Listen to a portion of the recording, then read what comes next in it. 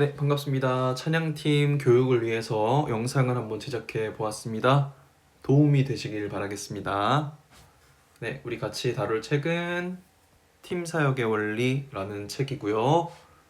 CLC 기독교 문화선교회가 아니고 문서선교회에서 나온 책입니다. 저자는 백성훈이라는 분이신데요. 성결대 신학과, 합신대 신대원, 청관홍 목사님 심우하시는 뉴사운드 교회, 그리고 그 찬양 사역팀 뉴제너레이션 워십 부목사와 총괄 디렉터로 섬기셨답니다.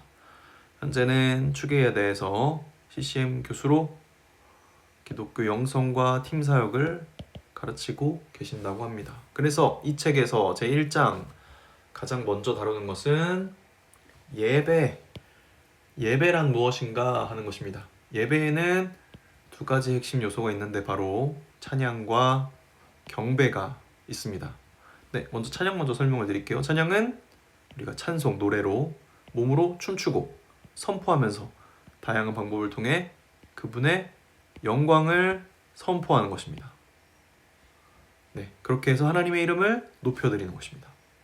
네, 조금 더 자세하게 설명을 드리면 찬양을 한자어로 우리가 살펴봤을 때 길일 찬 날릴 양자를 씁니다. 그래서 하나님을 칭송하는 것이고 하늘로 올린다 양 이렇게 되는 거예요. 그러니까 하나님께 대한 칭송을 하늘로 올리는 거죠. 하나님께 대한 칭찬을 하늘로 올리는 것이 찬양이다. 아시겠죠? 그래서 근데 우리가 칭찬을 생각할 때 뭔가 위에 사람이 아래 사람에게 이렇게 칭찬 잘했어 이렇게 하는 것 같잖아요. 그런데 영어로 하면 뭐죠? praise입니다. 하나님께 이 praise를 올려드리는 것입니다. 그래서 하나님 선하십니다. 또 하나님 제 삶에 이러한 것들을 행해 주셔서 감사합니다. 또 하나님 위대하십니다. 이런 식으로 하나님께 고백을 드리는 것 자체가 찬양이 됩니다. 그래서 노래만 찬양이 있는 게 아니고 삶의 우리의 모든 고백이 하나님께 이런 프레이즈를 올려드리는 것은 하나님께 드리는 찬양이다. 이렇게 볼 수 있겠습니다. 그래서 찬양의 의미는 하나님께 대한 그 프레이즈를 하늘로 올리는 것이 찬양입니다. 자, 그 다음 경배가 있는데 경배는 하나님 앞에서 엎드리는 것입니다. 우리가 높으신 분 만났을 때 두려움과 경외함으로 엎드리는 것입니다. 예배를 깊이 드리거나 수련회를 가거나 또 말씀 앞에 내가 머물렀을 때 내가 큰 깨달음이 오고 내가 이렇게 살면 안 되겠구나 라는 것을 결단하고 또 내가 이 삶을 돌이켜야겠구나 라고 회개가 터져 나올 때가 있죠. 그때가 하나님의 임재가 있는 순간인데 네, 그때 우리는 우리의 의지를 넘어서 그 하나님 앞에 무릎 꿇을 수밖에 없죠. 그걸 경험하게 되는데 그것이 경배입니다. 그래서 예배 안에 이 임재 하나님을 경배하는 이 순간이 있어야 하는 것이죠. 네, 제가 들은 한 일화가 아니고 이야기가 있는데요. 천국에 이제 올라간 거예요. 처음으로 다 같이 하나님을 찬양하는데 그 처음 간 사람이 너무 좋아요. 그런데 하나님의 모습을 보고 싶은 거야. 그래서 고개를 들어서 하나님을 본 순간 그 눈부신 광채와 위엄 때문에 다시 고개를 숙일 수밖에 없었다. 그런 이야기. 하나님은 그런 분이시죠. 예배 중에 이제 그러한 하나님을 우리가 임재를 경험한다면 하나님께 경배드리고 또 우리가 회개하고 또 고개를 숙일 수밖에 없는 것이죠. 그래서 이 예배 안에 이 두 가지 요소가 다 있다는 것입니다. 그래서 우리 찬양은요, 우리의 의지를 들여서 하나님께 우리가 올려드리는 것이고 경배는 하나님께서 임재를 하심으로 우리가 하나님을 경험하게 되는 것이죠. 그래서 우리가 올려드리는 찬양 그리고 하나님께서 임재하시는 경배 이 두 가지가 예배에 있는 요소이다 라고 볼 수 있습니다. 자, 경배 뒤에 워십이라고 되어 있는데 예배도 워십이라는 단어를 우리는 보통 쓰죠. 그래서 이 두 단어를 거의 혼동하여서 우리는 사용하고 있습니다. 그런데 사실은 같은 의미다. 사실상 같은 의미다. 그래서 우리 워십 리더 죄송합니다. 워십 리더나 워십 팀 이렇게 말을 할 때 찬양 리더 혹은 찬양 인도자 혹은 찬양 팀 이렇게 부르잖아요. 워십 리더, 워십 팀 할 때. 근데 찬양은 여기에 예배 중에 한 가지 요소이기 때문에 이것은 찬양팀이라고 부르면 안 되고 예배팀이라고 불러야 된다. 예배 인도자라고 불러야 된다. 또 혹은 경배팀이라고 불러야 된다. 경배 인도자라고 불러야 된다. 라는 것이 이 책의 주장입니다. 네. 그래서 그 예배팀은요, 사람들로 하여금 하나님께 이 찬양과 경배를 할 수 있도록 예배를 인도하게 하는 것입니다. 그래서 예배팀은 이에 대한 책임과 의무감을 가지고 예배를 인도해야 하는 것입니다. 그리고 예배팀은 그 예배에서 찬양의 요소, 경배의 요소를 독려하고 또 경험할 수 있도록 예배를 준비하고 예배 안에 마음을 집중해야 하는 것입니다. 물론 하나님 임재하시는 것은 하나님의 영역이기 때문에 예배팀이 어떻게 할 수는 없지만 그래서 더 경건한 마음으로 우리가 더 기도하는 마음으로 이 예배를 준비하는 것이죠. 혹은 또 이런 포인트가 또 있을 수 있죠. 찬양을 하고 싶지 않을 수 있어요. 마음이 내키지 않거나 최근에 힘든 일이 있었어. 그럼 마음이 열리지 않을 수 있죠. 그런데 예배하고 찬양하는 것은 하나님의 명령이다 라고 볼 수 있습니다. 그래서 우리가 어려운 마음이 있다면 그 마음을 내려놓고 하나님 앞에 찬양을 올려드리는 것으로 신령과 진정의 예배가 시작되는 것이죠. 자, 요한복음 4장 24절 보시면 하나님은 영이시니 예배하는 자가 영과 진리로 예배할지니라 이렇게 말하고 있습니다. 여기서 보면 예배할지니라 이렇게 말하고 있는데 이거는 원어상 명령어입니다. 예배할지니라, 찬양할지니라 이것이 다 명령어인 것이죠. 이것은 우리에게 선택권을 주신 것이 아니고 하나님께서 우리에게 명령하셨다는 것을 말해줍니다. 또 찬양과 관련된 용어 할렐루야 있는데 할렐 찬양하다, 야 여호와 하나님 여호와를 찬양하라 이렇게 말하는 것입니다. 중간에 우는 이거 접속어입니다. 접속어. 그래서 여호와를 찬양하라 이것도 명령어인 것이죠. 성경에 99번이나 등장한다고 합니다.